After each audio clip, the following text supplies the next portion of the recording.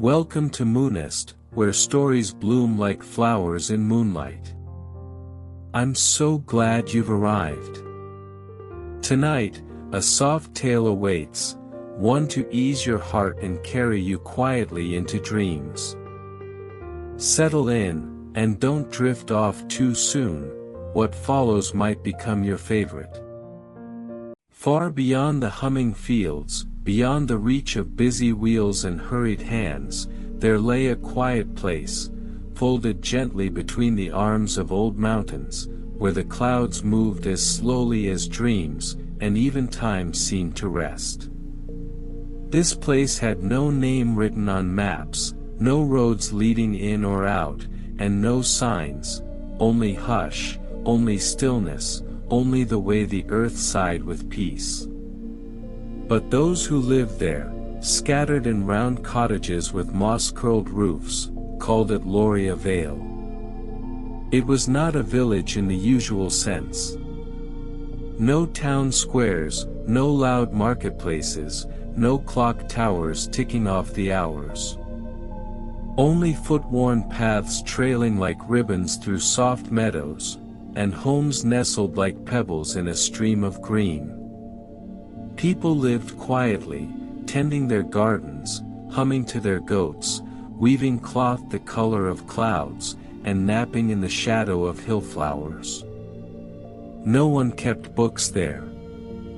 No need for them. The stories lived in other ways, woven into baskets, stitched into quilts, and, most of all, glowing from lanterns. Ah, the lanterns! They hung from trees, from porch beams, from tall crooked hooks. Dozens, hundreds, perhaps more. No one counted. Each was different, some round like moons, others slender as a candle's whisper, all made of glass so thin it hummed when the wind breathed through it. But they held no fire. Instead, when the sun began to sigh and the birds hushed their songs, the lanterns began to glow. Not all at once. No, they bloomed like flowers at twilight, one, then another, and another still, pale gold, soft rose, misty green. They shimmered like water caught in a spider's thread. They never flickered, never burned. They simply glowed, like memory, like peace. And each night, the valley lit up not with flame, but with light that remembered. Near the edge of the valley, where the river curved slow and silver, and the air always smelled of damp leaves and cool stone, there lived a boy named Thalen. He was not very tall, nor very loud, nor very curious, at least in the way children are expected to be. But Thalen had something else, something quiet and rare. He listened. Not just with his ears, but with his stillness. He listened to how the moss sighed when the deer passed by. He listened to the hush of mushrooms growing after rain. He listened to the silent spiral of dragonflies landing on reeds. And, most of all, each evening, as the sky softened from blue to lilac to velvet gray, he listened to the lanterns. He would sit on the smooth stone by his cottage, elbows on knees, chin resting in hand, and say nothing at all. Not a single word. For Thalen believed the lanterns did not like to be rushed. He watched, he waited, and when the first glow stirred in the trees, he smiled.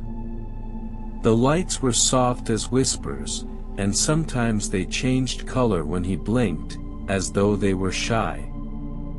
Each one, he thought, had its own voice, though not a voice like people speak with. It was more like a feeling in the chest, a warmth behind the eyes, a tug in the soul. They never flickered, yet somehow they pulsed, as if remembering a song too ancient to hum.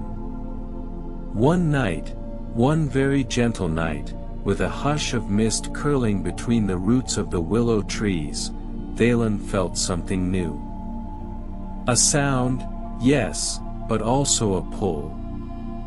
Like being called from far away, without words, without reason. And it came not from the sky, nor the stream, nor the wind, but from the oldest lantern in the vale. It hung near the river's bend, beneath a willow so wide it looked like it had fallen asleep while growing.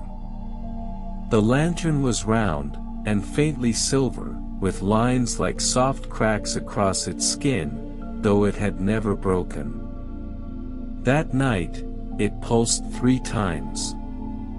And Thalen heard it. Or rather, he felt it. And he understood. Somehow. The lantern was remembering something old, and it was inviting him to listen. That night, long after the last bird had folded into silence and the sky had curled itself into navy blue velvet, Thalen did not go inside. He stayed on the stone, eyes fixed on the lantern beneath the willow. It pulsed again, softly, like the heartbeat of a sleeping tree. It was not brighter than the others. No more beautiful. But there was something, deep in its glow. Something curled at the center, like a thought long forgotten but not gone. And in that moment, Thalen knew, without question, without sound, that it was calling him. He rose, slowly, as though not to disturb the stillness.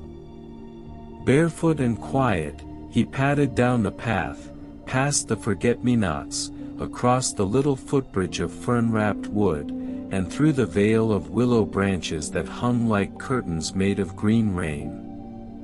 The lantern hung low, almost within reach. Its glass was misted from within, as though it held a dream trying not to be seen. Thalen knelt beside it. He did not touch it. He only sat. The lantern pulsed again, 3 times. And then, it began to hum. Not a song, not truly. More like, the wind through reeds. A vibration. A murmur made of silence and silver.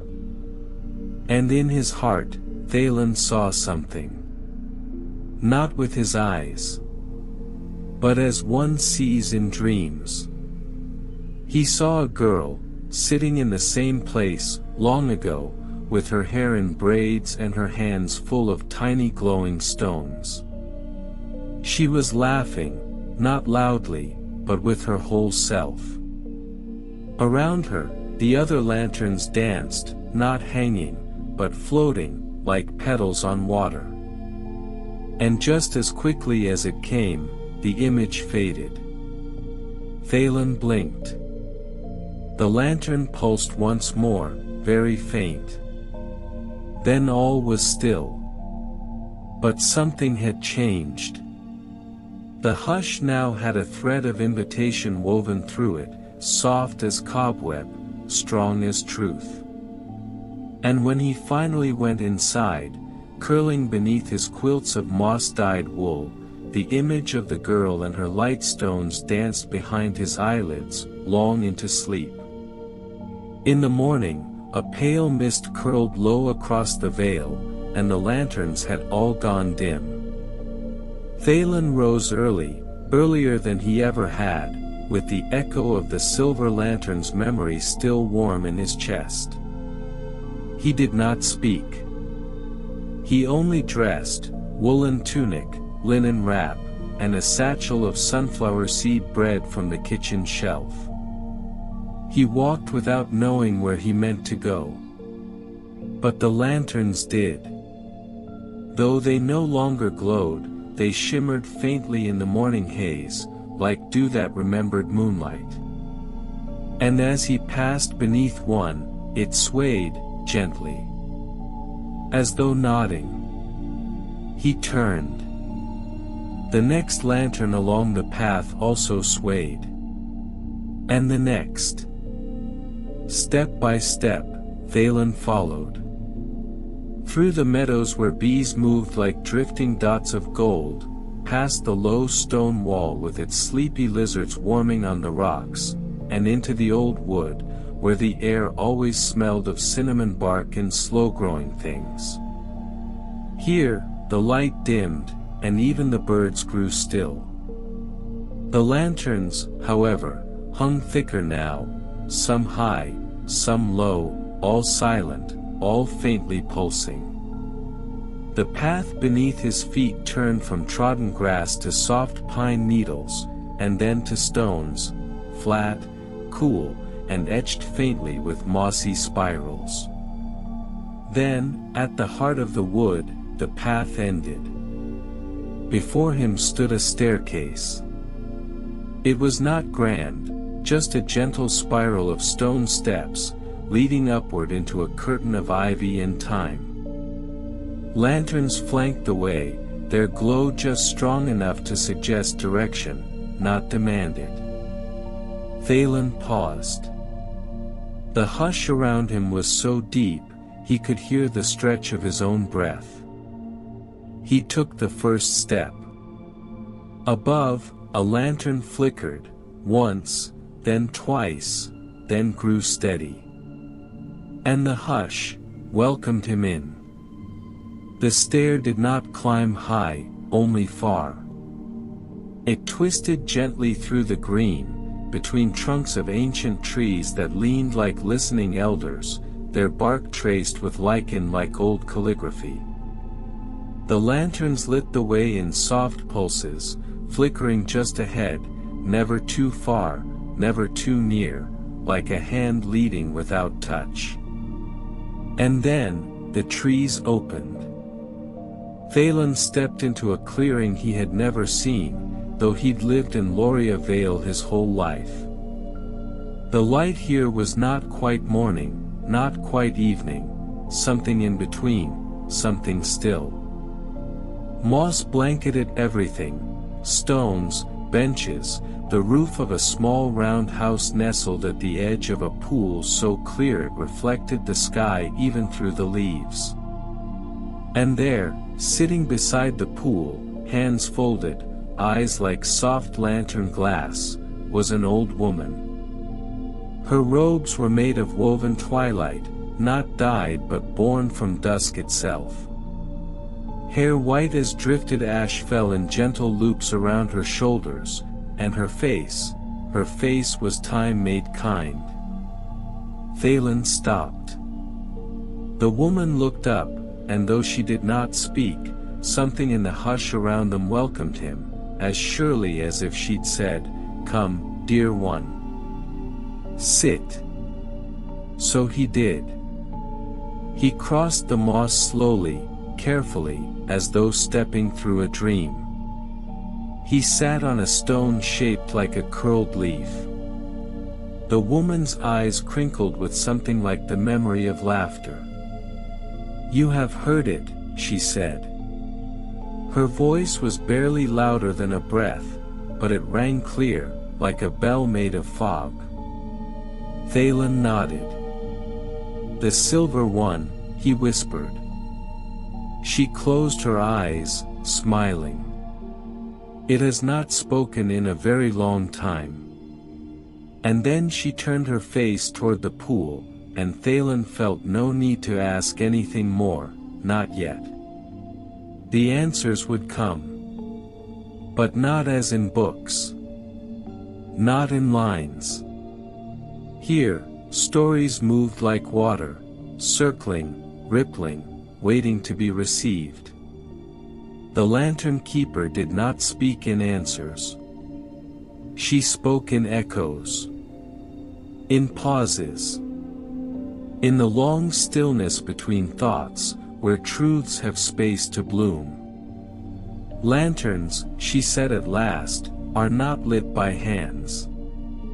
They awaken when something remembers. Valen watched the pool. A dragonfly skimmed its surface without sound. They are not filled with fire, she went on. They are filled with moments. Not big ones. Not loud ones. But the ones too soft to hold in words. A glance, a kindness, the way someone once looked at the stars. He thought of the silver lantern. Of the girl he had seen, laughing with light stones in her hands. Who was she? He asked. The keeper tilted her head. A memory, she said. One the lantern chose to keep. Valen frowned gently. Why? Because, she whispered, the world forgets what's quiet. But the lanterns do not. Then she stood, slowly, like an old oak rising. She reached toward the bough of a tree beside the pool and drew down a lantern shaped like a tear. Inside it swirled a blue so pale it seemed made of sighs. Would you like to see? She asked. Valen nodded. She handed it to him, and though it looked delicate, it was warm and solid in his hands. As he peered into the light, a scene formed. A boy, not much older than Valen, placing a feather gently in a bird's nest.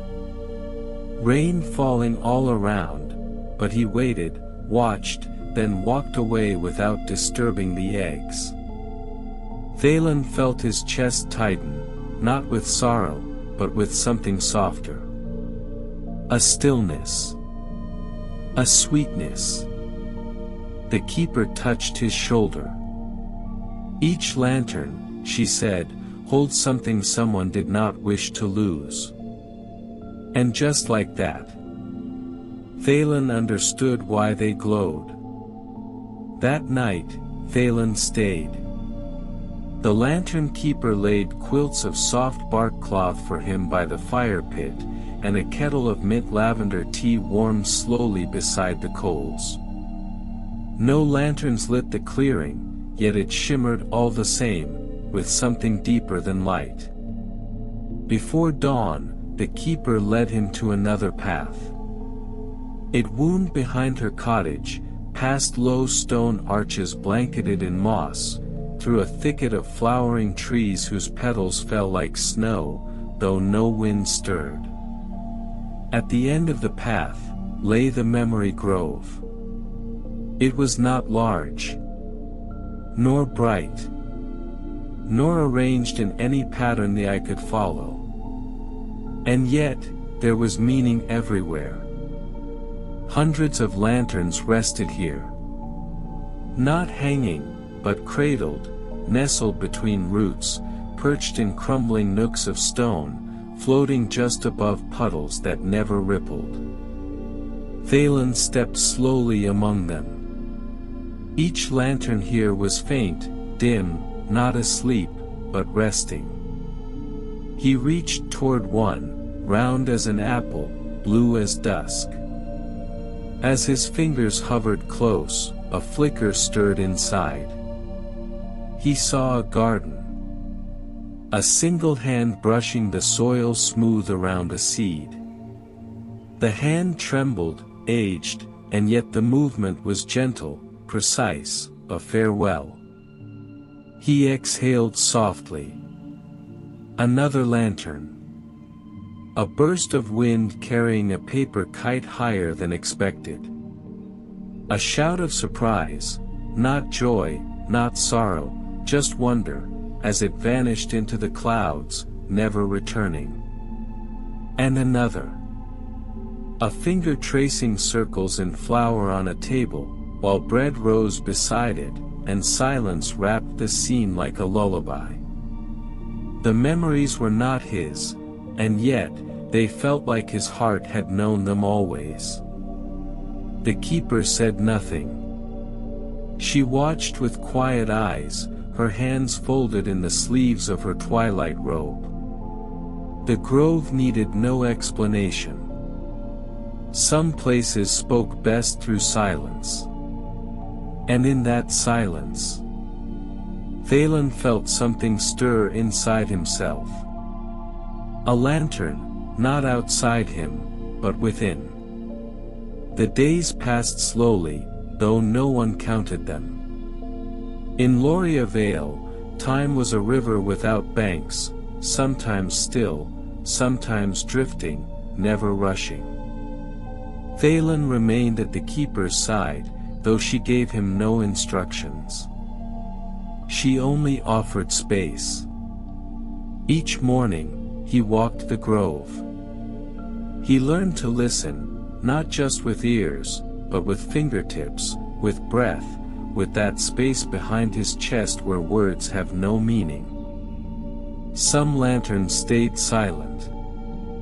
Others stirred the moment he passed. But one morning, something changed. As he passed a cluster of pale green lanterns, one lifted. Not far, just a few inches from the moss. It pulsed once, then twice, then settled. Valen knelt. He did not reach out. Instead, he closed his eyes, and listened. A feeling rose. Not an image this time. Not a scene. But a warmth. A presence. As if someone long ago had left behind not a memory, but a wish. A wish that someone, anyone, would remember something small and good, even if they never knew who had wished it. And in that moment, Valen wept. Softly, silently, without knowing why. The keeper appeared behind him. She did not speak. She only touched his shoulder, and when he looked up, she held something out to him. A lantern. But this one was empty. Its glass was clear as ice. Its shape, familiar, round, simple, like the first glow of evening. But no color danced inside. No hum. No echo. It waited. For me? Valen asked, voice barely sound. The keeper nodded. You've begun to remember, she said. Now, let it hold what only you can give. Valen looked down at the empty lantern. And for the first time, he understood, not just what the lanterns were, but what they meant. Not all memories come from the past. Some are born in the quiet moments we choose to carry forward. The empty lantern hung from a branch just outside the keeper's home, low enough that Valen could see it from the window as he sat by the fire each dusk, hands around a bowl of root broth, steam curling in lazy spirals. It remained still. Quiet. Clear. He did not try to fill it. He simply lived. He wandered the grove, sometimes alone, sometimes beside the keeper, who walked as if the moss remembered her steps.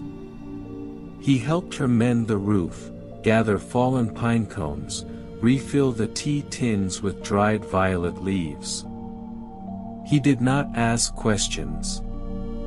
Not anymore. The answers arrived slowly, like dew, never falling, just forming. One night, long after the stars had spread their soft nets across the sky, Valen woke. He did not know why. The room was quiet, save for the crackle of the fire, low and fading. He rose, padded to the door, opened it. And there, it glowed. His lantern. Faintly, shyly, like a child whispering a secret for the first time. A silver shimmer, barely there, pooled at its center. Thalen stepped closer. The glow stirred as he neared, not pulsing, not brightening, just responding.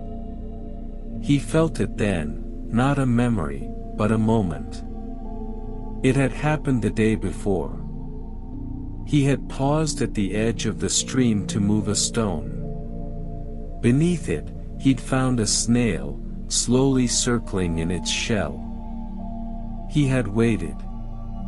Watched. Not touched. Just smiled, then walked away. So small. So quiet.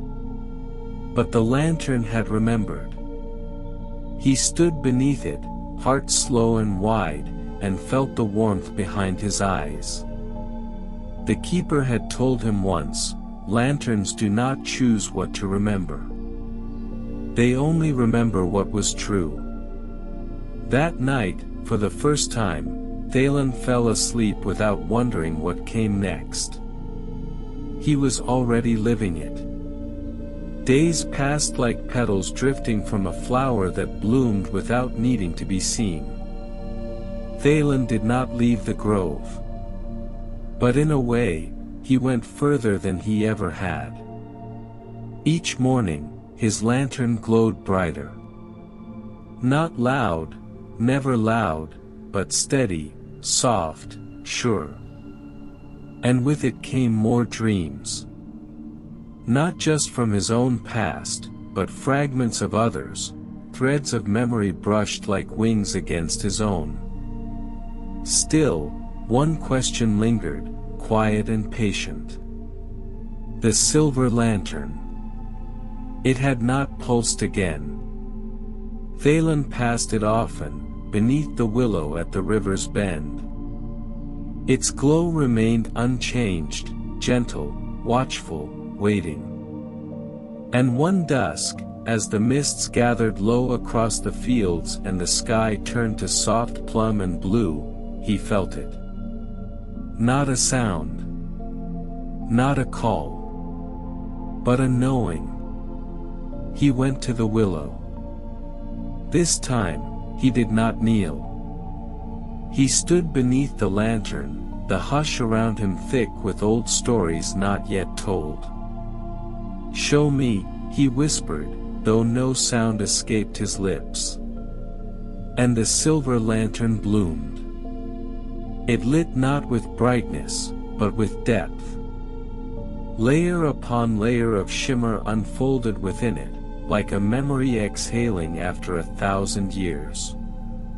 And within that light, Thalen saw not one scene, but many. He saw the girl again, with her light stones.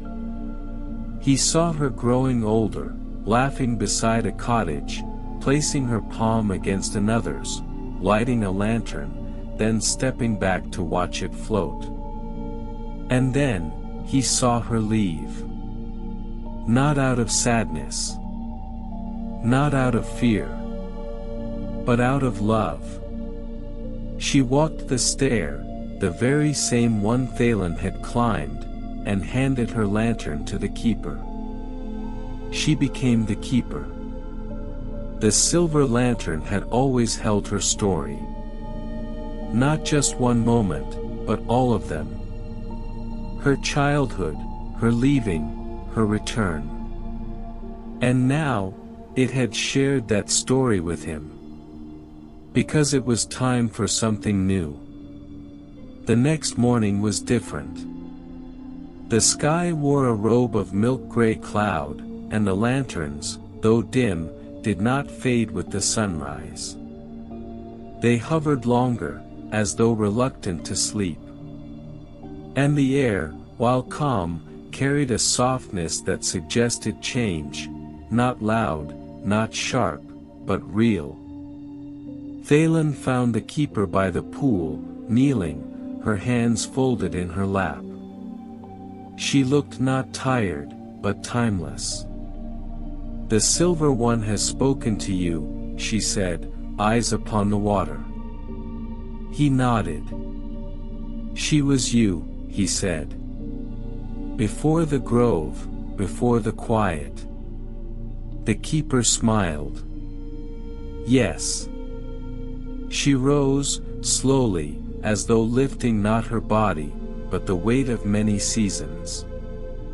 When I came, she said, I was a girl with stones that glowed in my hands, but no place to hold them. The veil gave me quiet. The lanterns gave me purpose. And when I was ready, I let the world rest inside me, so it could rest outside of me, too. Thalen felt something shift inside.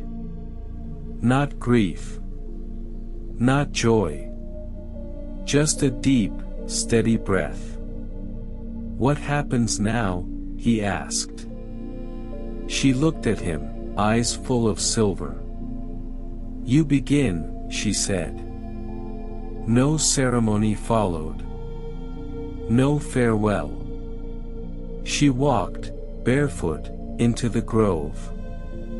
Lanterns stirred as she passed, not all, just a few, enough to say they remembered.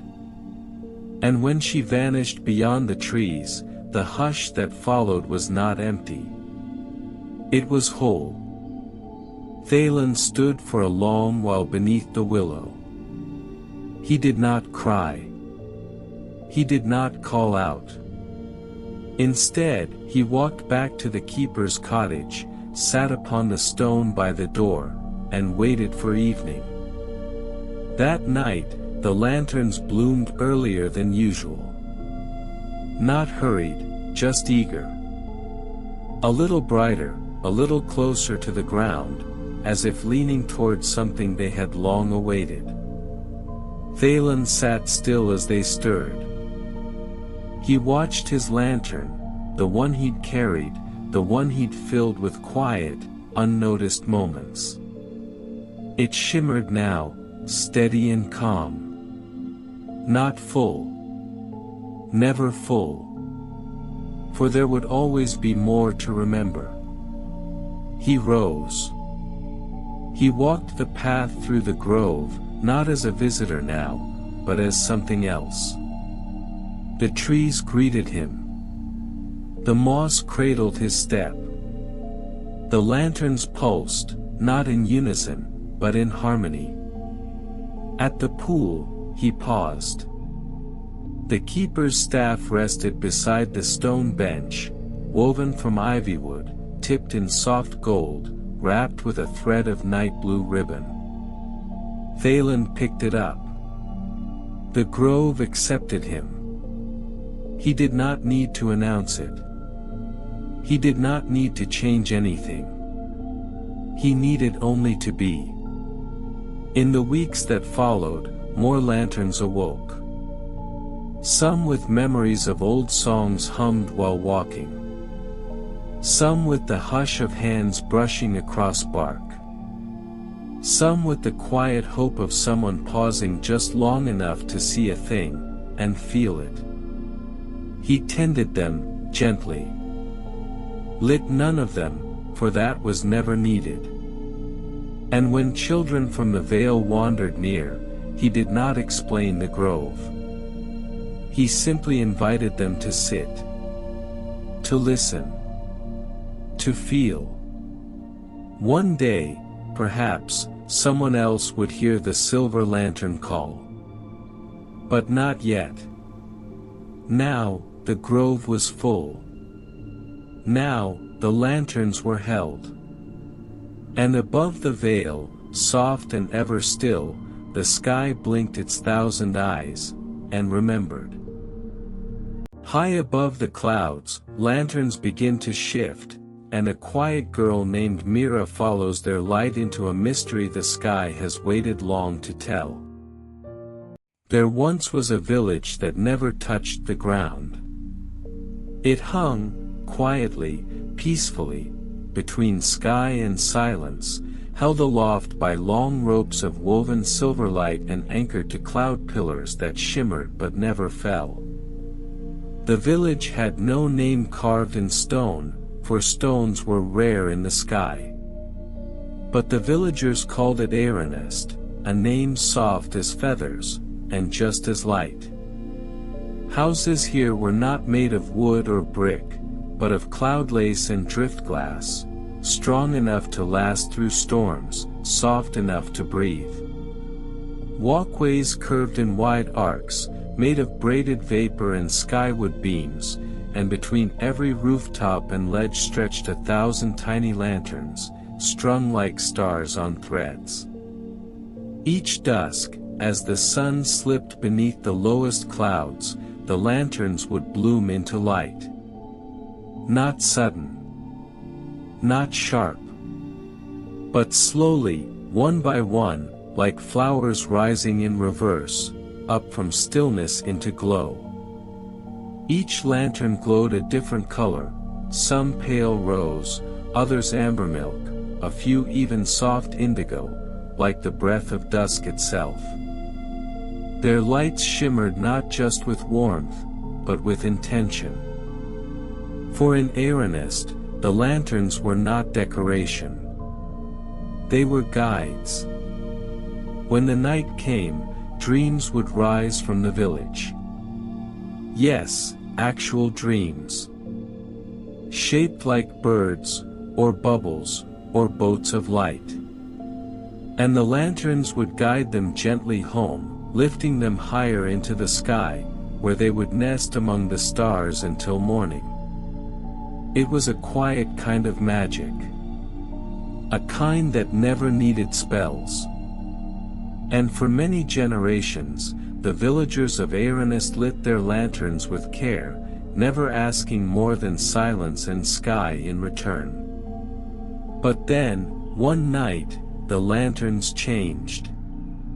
It happened slowly. So slowly, in fact, that no one noticed at first, not the weavers, not the cloud gardeners, not even the dream watchers who rose each dawn to count how many dreams had flown. It began with a color. A single lantern, barely larger than a teacup, shimmered green, when it had always glowed soft gold. Not a deep green. Not a bold one. Just a flicker, like spring leaf reflected in rainwater. The next night, it moved. Not far.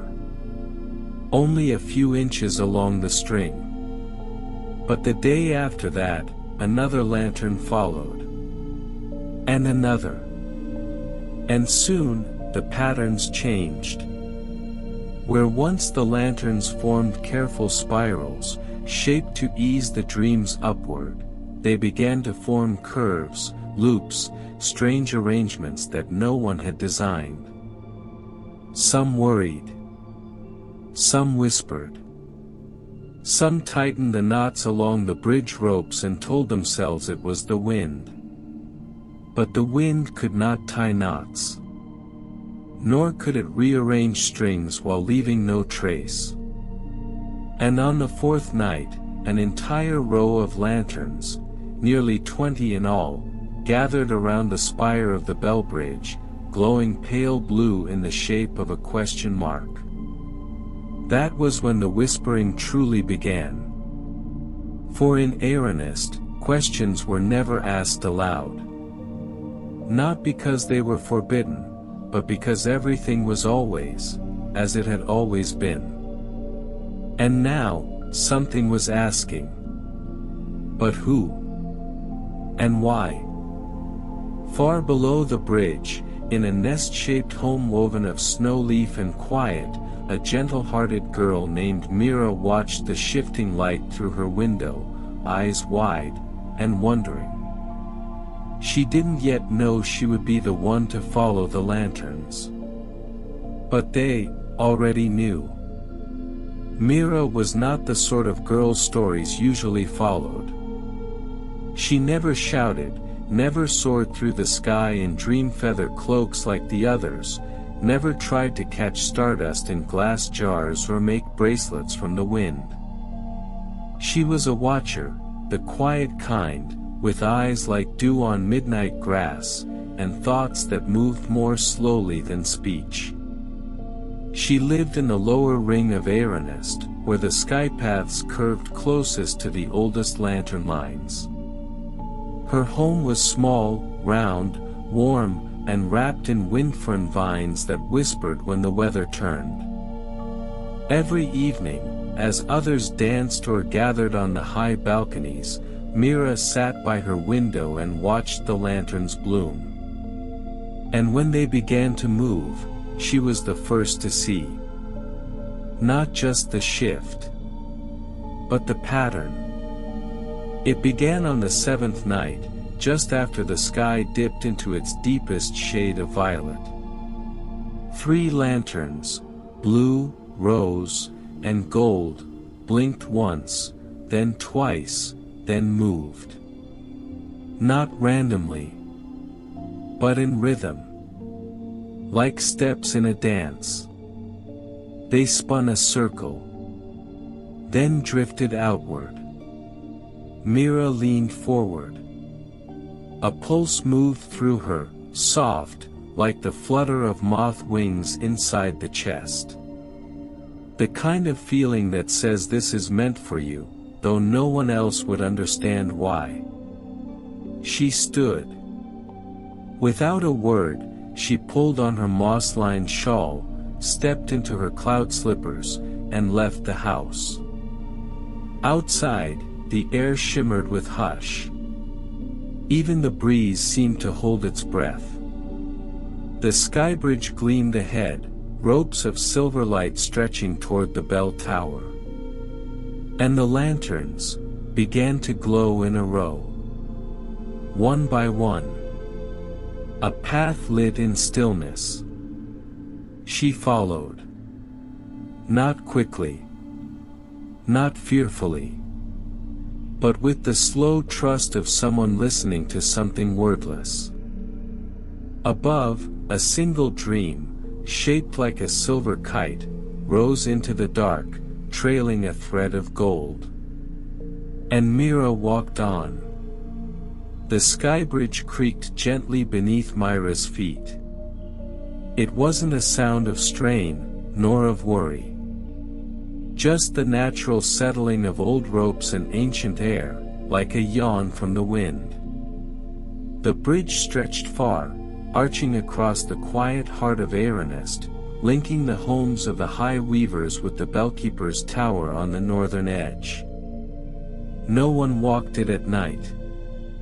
It wasn't forbidden. Simply, unnecessary. Yet now, the lanterns traced a trail along the braided walkway, flickering in rhythm, one light fading just as the next began to glow. Like breath. Like invitation. Halfway across, Mira stopped. There, tied neatly to one of the bridge's center spindles, was a knot. Not a simple loop. Not the usual skyweaver's twist. This one was elegant, layered, gentle, and strange. It was shaped like a leaf curling in on itself. A pattern no villager had ever used before. She reached out and touched it. It was warm. As if the person who tied it had only just stepped away. Above, a lantern flickered twice, then began to drift. Not forward. Down. Mira leaned over the edge of the bridge, hands tight on the rope rail. Below the Skybridge, in the folds of cloud that gathered where light often failed to reach, something moved. Not a figure. Not a shadow. A shape. Lanterns, maybe 5, maybe more, circling slowly beneath the village, strings trailing behind them like the roots of stars. Mira's breath caught, but she did not speak. There was no one to speak to. The air pressed against her skin, not cold, not warm, just knowing. She pulled back from the rail and looked ahead. The lantern path continued, not to the bell tower, but to the small, forgotten stair tucked just beside it. The stair that led below. A place few remembered. A place no one visited. Mira stepped forward. And the lanterns lit her way. The stair beneath the bell tower had no name. It was not forbidden. But it had been forgotten, the way a lullaby fades from memory when no one sings it. The villagers above rarely spoke of it, not because of fear, but because of stillness. Deep stillness. The kind that waits for the right moment to be heard again. Mira touched the rail, smooth, cloud-worn, soft as polished drift glass. Moss light lined each step, and though no lanterns hung directly above, a glow followed her, one that moved as she moved, casting no shadow. Down she stepped. Each turn of the stair felt like a breath drawn inward. A circle of hush, wrapping gently around the heart.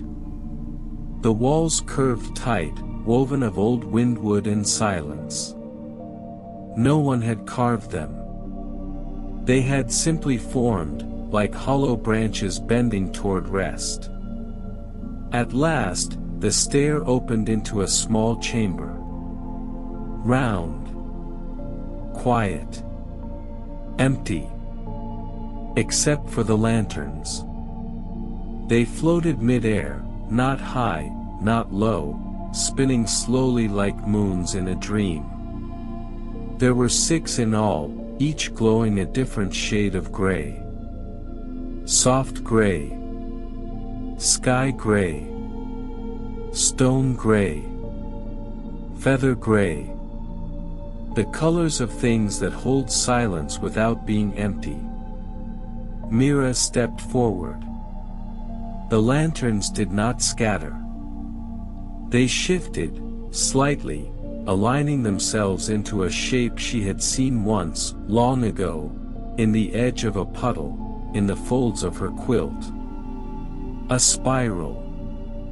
And within it, something blinked. Not light. Not a flame. But an eye. Mira stilled.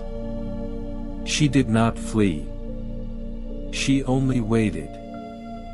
The eye blinked once more, then vanished. In its place, a single lantern pulsed blue. Then green. Then gold. And Mira understood. This was not a place of answers. It was a place of remembering. Mira sat at the edge of the spiral. Not inside it. Not beyond it. Just near enough to feel its rhythm. The lanterns drifted, not in circles now, but in waves, folding like breath, soft and slow. The room did not ask anything of her. It simply offered space. And in that space, Mira began to feel what words could not shape. She was not alone. Not in the room. Not in the mystery. Not in the changing sky. There had always been someone tending the lanterns.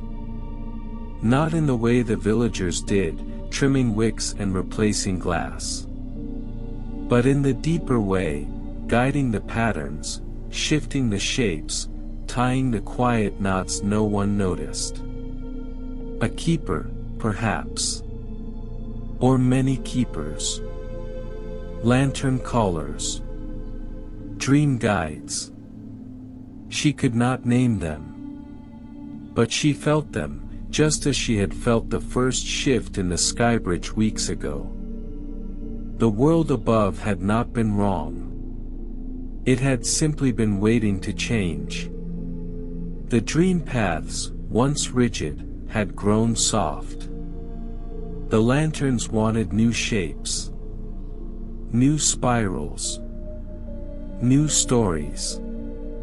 And Mira, quiet-hearted, dream-eyed Mira, had listened.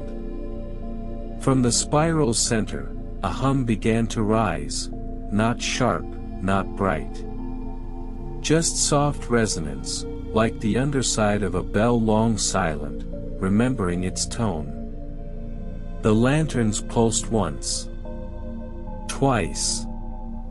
Then slowly, one drifted toward Mira. She reached out. It did not settle in her palm. It hovered just above. She looked into it, and saw her own hands. Not as they were. As they would one day be, steady, sure, tying a new knot in the Skybridge, with starlight wound between her fingers. She smiled. For the first time, Mira knew. She was not just following the light. She was learning how to weave it.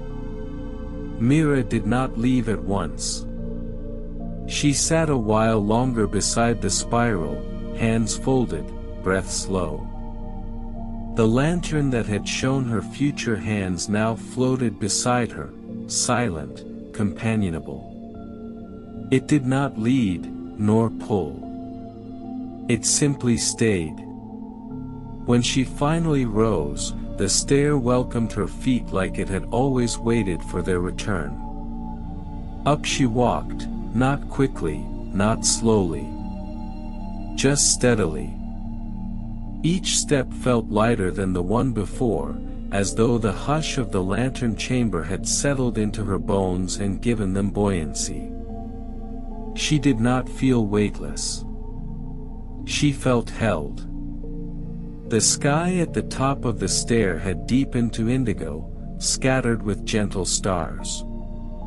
Above, Moonnest shimmered, its bridges laced with light, its rooftops crowned with quiet color. But the lanterns were still moving. More now than before. They drifted not just along the bridges, but into patterns between houses, across balconies, and even above the open meadows of cloud gardeners tending their windflowers. Not a single rope had been cut. No string had snapped. The lanterns were simply dancing. And not everyone understood. Mira passed a group of elders near the heart fountain, old souls who braided rain into thread. Their brows were furrowed, eyes narrowed as they watched a cluster of lanterns spiral above the willow tower. "What has changed?" one whispered. But none answered. Mira did not pause. She continued walking, past the murmurs, past the hesitation. She did not need to explain. Not yet. The hush was still with her. And somewhere deep beneath the bell tower, the spiral still spun. That night, Mira dreamed. Not of lanterns. Not of spirals. But of knots. Endless ropes stretched across a sky with no bottom, no edge, just open breath, soft as velvet. In her hands, she held thread made of silence, colored in every hue of memory. And as she tied the threads together, new stars bloomed across the sky, one by one by one. When she woke, her fingers still felt the softness of the dream thread. She rose before sunrise. The village still slept, cradled in sky. Even the birds of cloud feather had not begun their morning glide. Mira climbed once more to the Skybridge. She paused at the midpoint, where the wind curved around the bell spires and the silver-light ropes hummed like harp strings. There, tied to a low rail, was the leaf-shaped knot she had found before. But now, it had company. 3 more knots. Each different. each gentle. One shaped like a spiral, one like a rising wave, and the last, a braid of 3 lines joining at the center. Each one shimmered faintly with dew. Not water, but memory. She knelt beside them, heart steady. And from her satchel, she drew a single piece of soft thread, woven the night before from skygrass and stillness. With careful hands, she tied a new knot. Not from any pattern she'd seen, but from what the lantern had shown her. It was not tight. It did not bind. It simply held. The wind passed softly overhead, and the lanterns above her pulsed once, then stilled. Mira smiled. The sky was learning new shapes. And she was one of its weavers. At first, no one said anything. Not in words. But the villagers began to pause more often on the bridges, tilting their heads at the new patterns above. Children pointed toward lanterns forming heart shapes in the morning mist. Wind catchers found soft ribbons woven through their sails, knots they had not tied, gently pulsing with glow. And the dream watchers, the ones who counted the floating shapes each dawn, began to notice something strange. The dreams were changing. No longer just drifting like bubbles and feathers, they danced now. Some circled each other before rising. Some dipped low, tracing arcs across rooftops before lifting. One even spiraled upward, trailing silver light, leaving behind the scent of lilacs. No one knew why. But Mira did. She said nothing. She didn't need to. Instead, she walked the sky paths at twilight, lantern-like threading through her shawl like moonlace. Wherever she stepped, the light arranged itself not to follow, but to flow. Like a current responding to a new moon.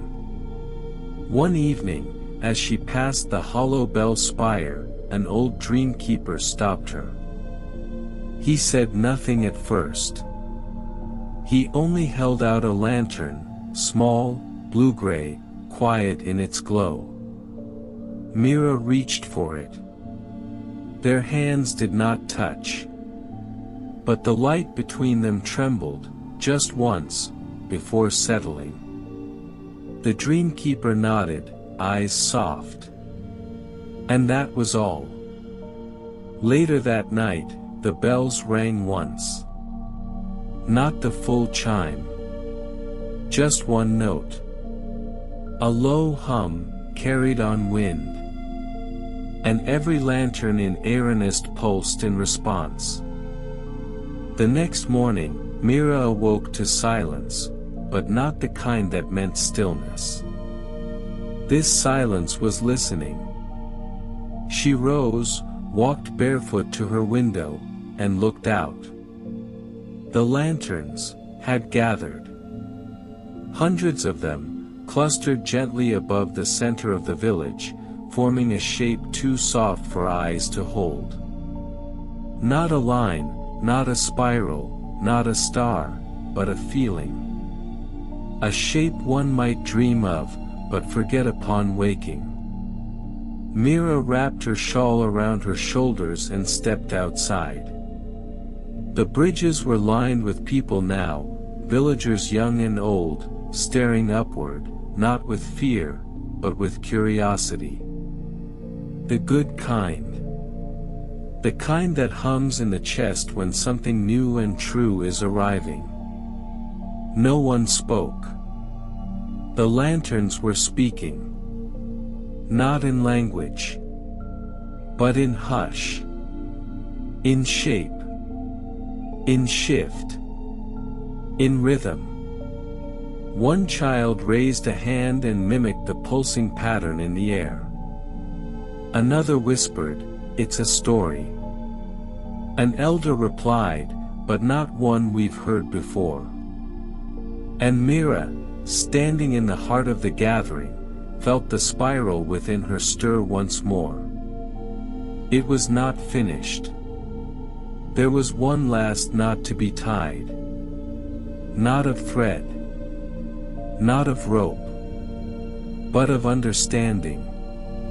She turned toward the stair beneath the bell tower once more. The hush deepened.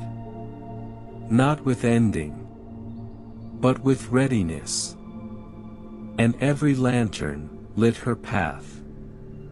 The stair beneath the bell tower was unchanged. Still soft with moss light. Still wound in silence. But as Mira descended for the second time, something new stirred in the walls.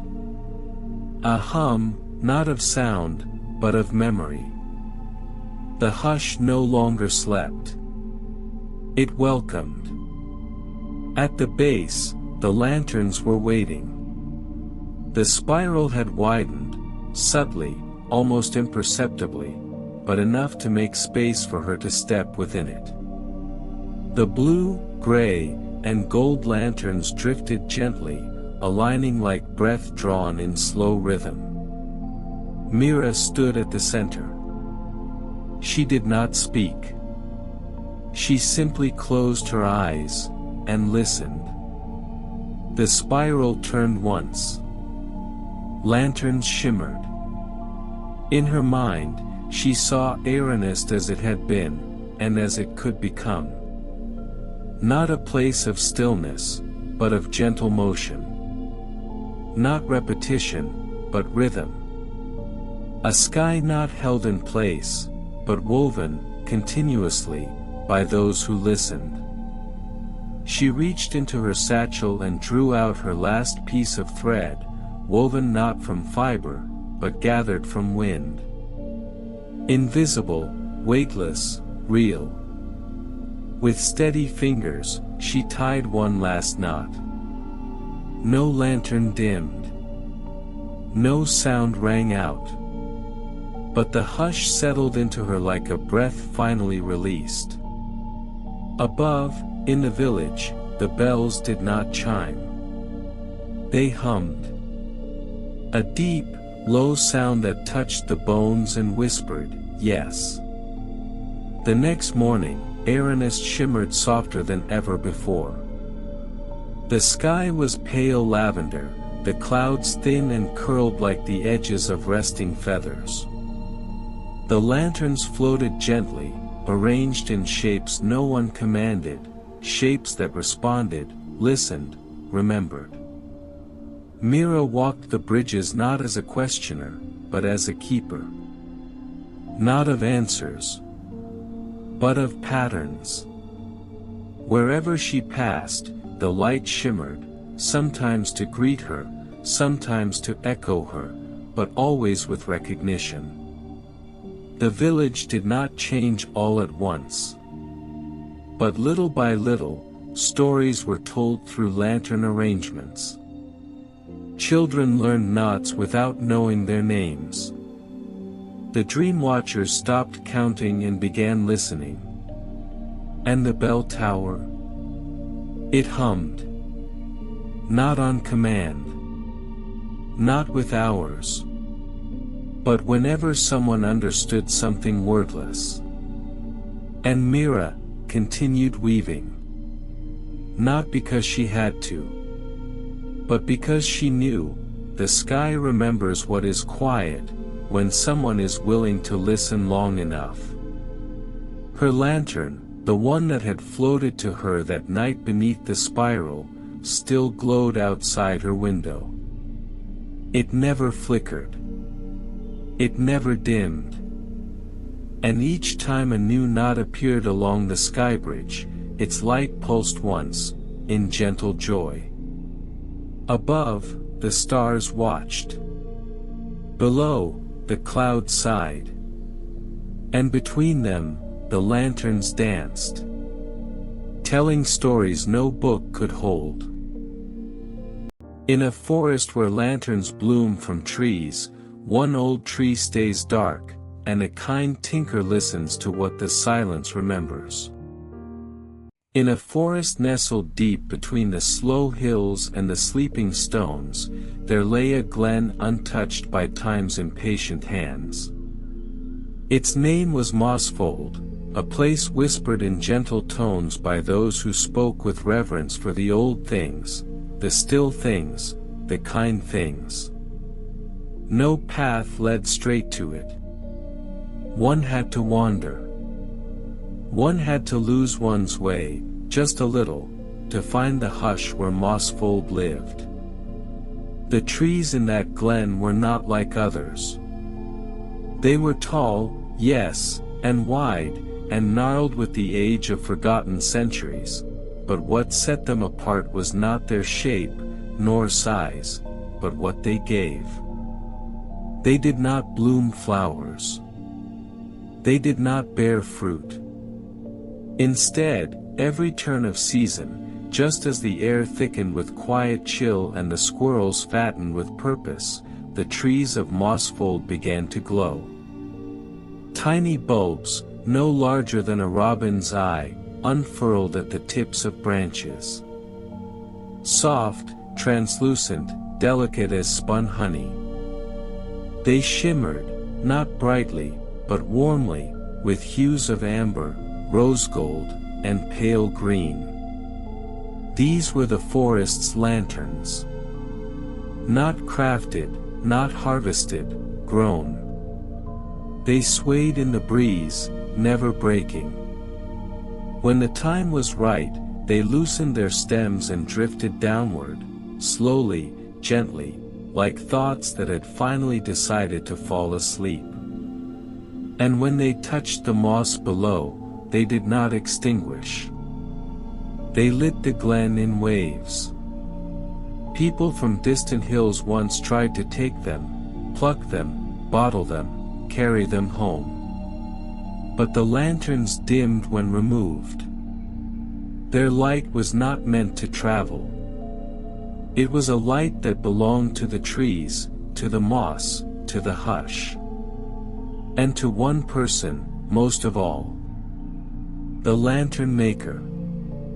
He lived at the edge of the glen, where the trees grew low and sleepy, and the stones beneath the roots hummed faintly if one listened long enough. His name was Aluin. He did not call himself a lantern maker. He had never claimed any title at all. He simply was. A tinker by trade, he mended things that did not quite break, teapots with stubborn lids, wooden spoons with tired handles, the wind chimes that forgot how to chime. His home was round, with a roof of moss and ivy that curled over it like the arms of an old friend. The windows were crooked in the kindest way, and the chimney puffed a thin stream of sweet birch smoke each morning, curling up into the canopies. Aluin had lived in Mossfold longer than anyone remembered. Some whispered he had grown from the forest itself, the way mushrooms did after rain. He did not age quickly. Nor did he speak often. But when he smiled, the glen seemed to sigh with comfort. Each season, as the trees began their lantern bloom, Aluin would walk with his basket woven from root vine and thistle thread. He would not pluck. He would wait. He sat at the base of the trees and whispered. Not in words, but in presence. And when the lanterns let go, when they drifted into his waiting hands, he bowed his head in thanks, and carried them home. He would cradle each light in his palms, study its hue, feel the warmth it carried. And then, he would polish them with owl-feather cloth, trim their edges, and nestle them gently into the shelves above his hearth, where they glowed until they dimmed, peacefully, on their own. But one autumn, one old tree did not glow. It did not bloom. It did not stir. And Aluin, who had never rushed a single leaf, felt a quiet ache settle in his chest. Something was wrong. The tree had no name. It never needed one. It stood at the glen center, older than any path or song, its roots curled like sleeping serpents beneath the moss. Its bark was silver-gray, rippled and soft, marked with faint spirals that glimmered faintly in moonlight. Its branches spread wide, casting the longest shadows at dusk. And each autumn, it gave off the first lanterns of the season. Until now. Now, it stood still. Its branches bare. Its bark dull. Its roots silent. Aluin noticed the change not with worry, but with something deeper, an ache that sat low in his chest like a stone carried too long in a pocket. He approached the tree one misty morning, basket empty, footsteps soft. He did not speak. He placed a hand upon the trunk, fingers tracing the faint spiral of age. The bark felt tired. Not cold. Not brittle. Just weary. He sat at the tree's base and waited. Not to fix. Not to coax. Just to be. Hours passed. The wind shifted. A few lanterns drifted gently from nearby trees, gold, plum, honey rose, but none from the old one. And then, a sound. Not a creak. Not a groan. But a sigh. Deep, low, nearly missed. Aluin looked up. A single leaf, brown gold, dry as parchment, spiraled down and landed in his lap. He turned it gently, and saw upon its surface the faint trace of a knot. Not carved. Not drawn. Grown. A knot he had not seen in years. A sorrow knot. Woven only by the trees that remembered grief. Aluin carried the leaf home in both hands. He did not place it on the shelf. He did not add it to the tea basket. He laid it on his work table, centered, revered, and lit the softest lantern he owned above it, a pale blue glow grown 2 autumns past, calm as the hush before snow. Then he waited. He did not know how long. Outside, the other lanterns began to fall. The glen filled with soft glimmers, as if stars had rained down gently upon the moss. But Aluin remained inside, watching the leaf. He remembered, now, the old sorrow knot. Only once before had he seen it, woven into the bark of a young tree whose twin had fallen in a storm. That tree had not bloomed lanterns for 7 seasons. It had not forgotten. Trees did not forget. Nor did they hurry. Grief in the forest took time. The next morning, Aluin returned to the great tree. Still no lanterns. But the spirals on its bark shimmered faintly now, edges damp, lines softened, like eyes blurred with tears not yet wept.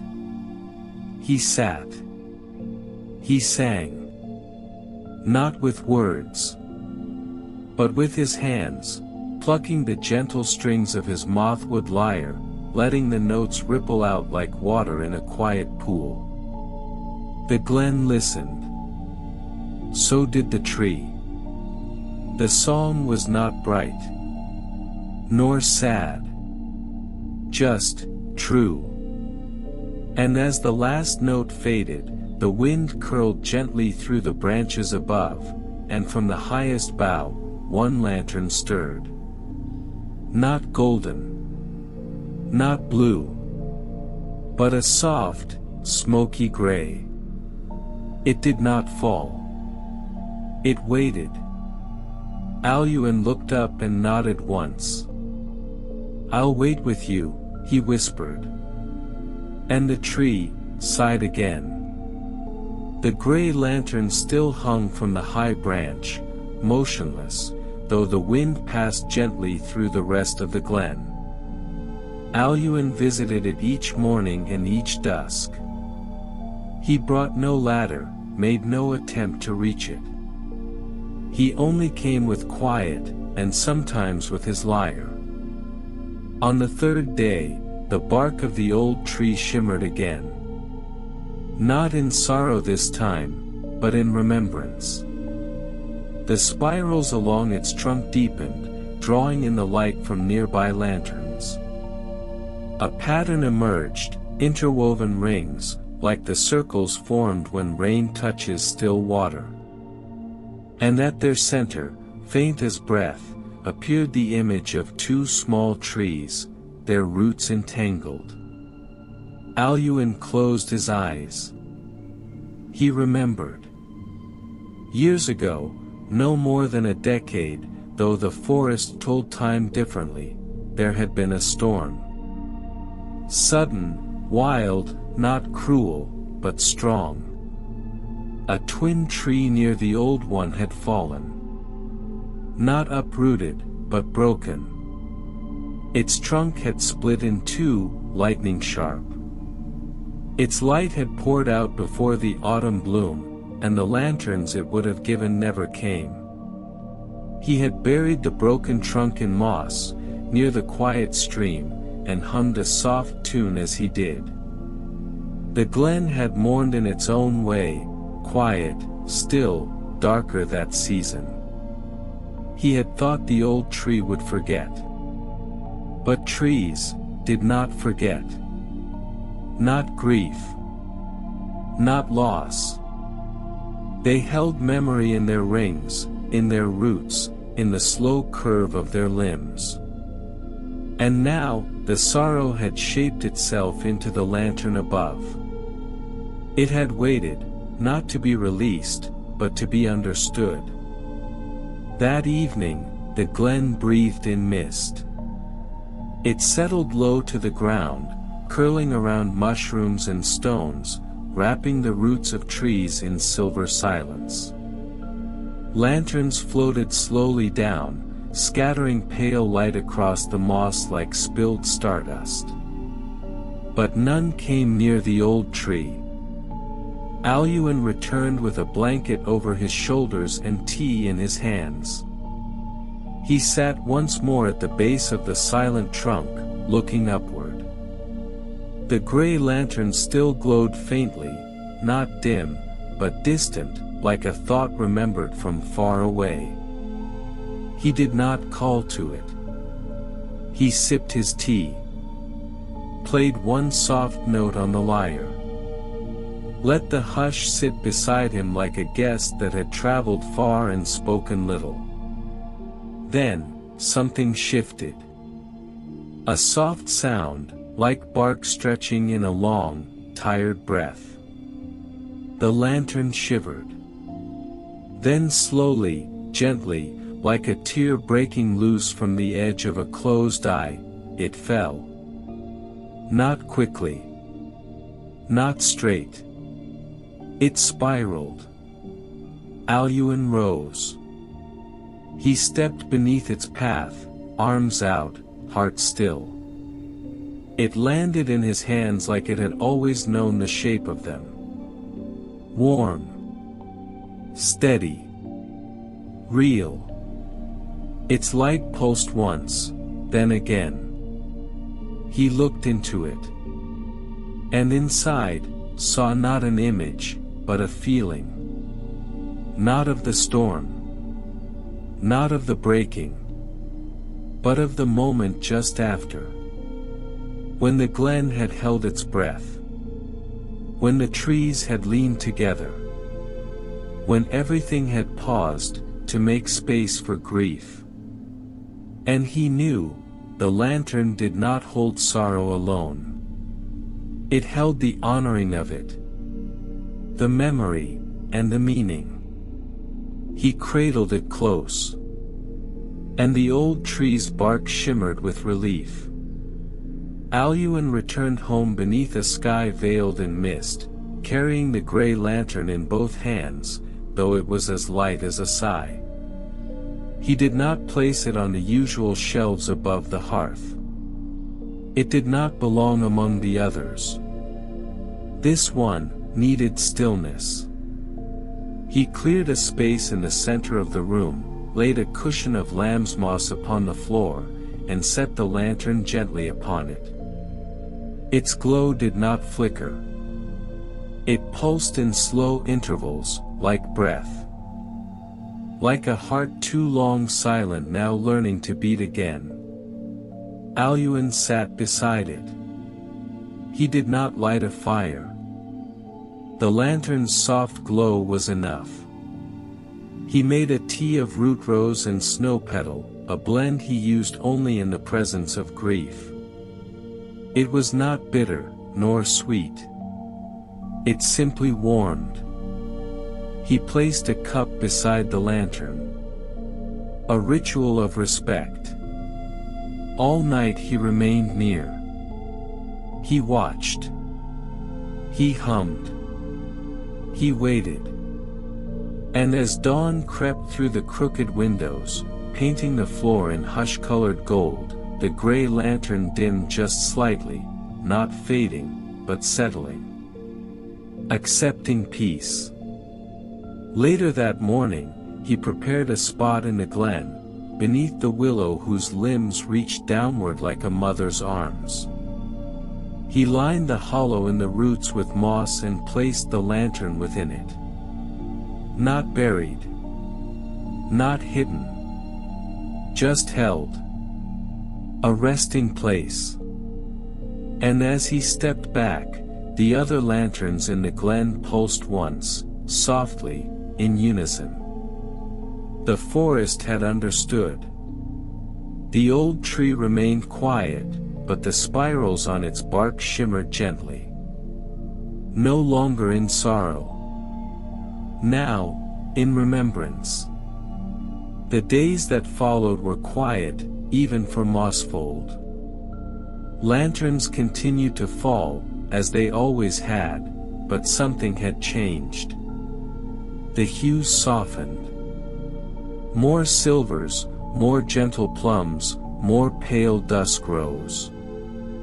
They fell more slowly, too, as if the trees were taking deeper breaths between their offerings. Aluin moved gently through the glen, gathering each lantern with care. He paused longer beneath the old tree now. Not waiting for more, but simply sharing space. He brought tea, his lyre, sometimes only silence. The tree no longer sighed. It stood steady. Whole. And then, on the 7th morning after the gray lantern's rest, Aluin saw something. High in the boughs of the old tree, where once the sorrow lantern had grown, a new bud had begun to form. Small. Pale green. Tipped with white. He watched it shimmer in the morning light. It was not like the others. It didn't glow yet. But it held promise. The tree had not returned to what it was before. It had changed. But in that change, there was bloom. He smiled. Grief had passed through it, not around. And from that passing, something new had taken root. That evening, he lit a single lantern inside his hut, not for work, not for watching, but for gratitude. Its light danced softly on the walls, and for a moment, The glow looked like leaves in wind. He did not speak. But the Glen, ever listening, heard him say, "Thank you." It was on the 9th night after the trees bloomed that Aluin felt the call, not a sound, not a word, but a pull, low and steady, like the tide drawing inward beneath still waters. He woke just before dawn, when the stars had dimmed but the sun had not yet whispered its first breath. The Glen was wrapped in mist. He stepped outside with his shawl and a lantern of pale flaxlight. It shimmered with quiet assurance as he passed beneath the trees. But he did not go to the old tree. He went beyond it. To a place where the moss grew in thick silver-green waves, untouched by footsteps, even his. Where stones huddled close like sleeping animals, and mushrooms whispered to each other in the dark. There, near a hollow in the earth shaped like a cradle, he felt it. Something was waiting. He knelt, set down the lantern, and brushed aside the moss. A root curled gently across the surface, no longer part of a tree, long fallen perhaps. Beneath it, nestled in a bed of soil and silence, was a lantern. But not like any he had seen. This one did not glow. It pulsed. Slowly. Deeply. Not with light, but with memory. He reached out, and the moment his hand touched the glass, he felt it. A lullaby.